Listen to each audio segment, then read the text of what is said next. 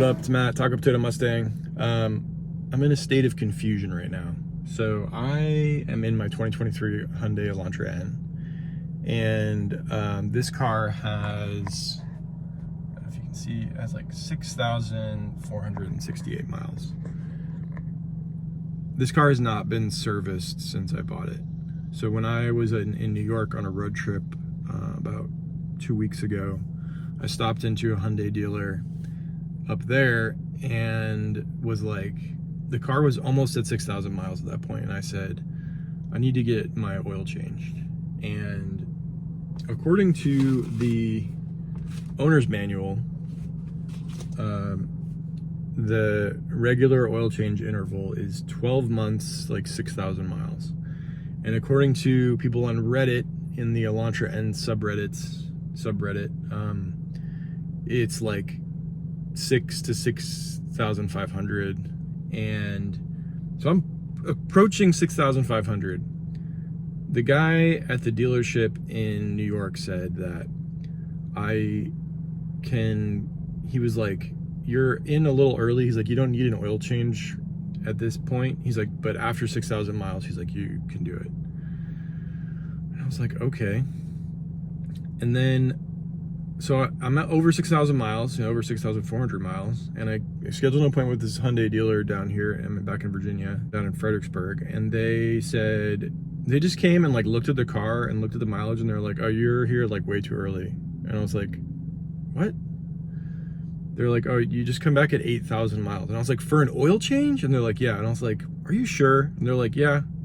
And I had the service indicator, up until 6,000 miles, it was like, service needed soon. And then as soon as it hits 6,000 miles, every time you turn the car on, it gives you a reminder. It has like a picture of a wrench, and it gives you a reminder that that you need to get the car serviced. And I understand that that's probably not like, that's probably just like a built-in thing for the car's system or whatever. But is it like, I feel like I'm taking crazy pills or I'm being punked or something, but like 8,000 miles seems excessive.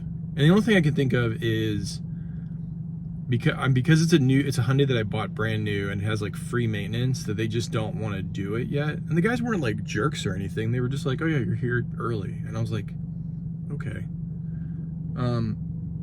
So I'm confused. Like, I'm gonna do some more research and see if I'm just being like messed with, because I'm like, I'm not sure how comfortable I feel driving a brand new car to like 8,000 miles without an oil change.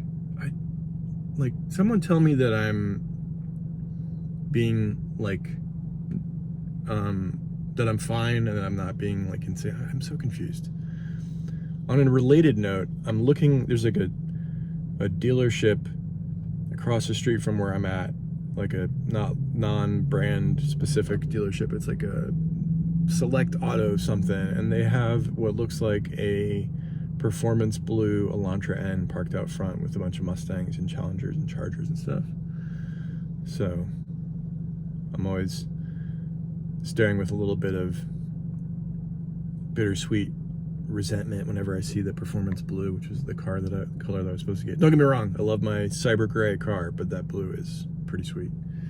Anyways, I don't really know what to do right now. I'm gonna go on the internet and do more research.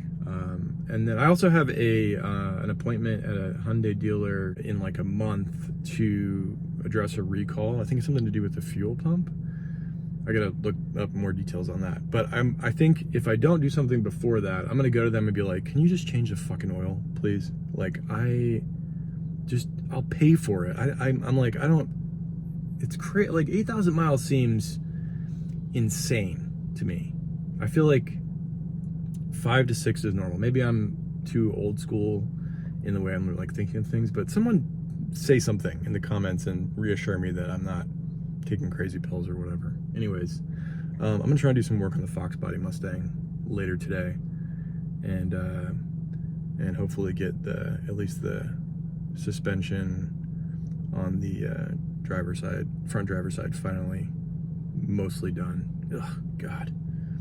I saw cobwebs on the back of the Fox bumper yesterday when I pulled in.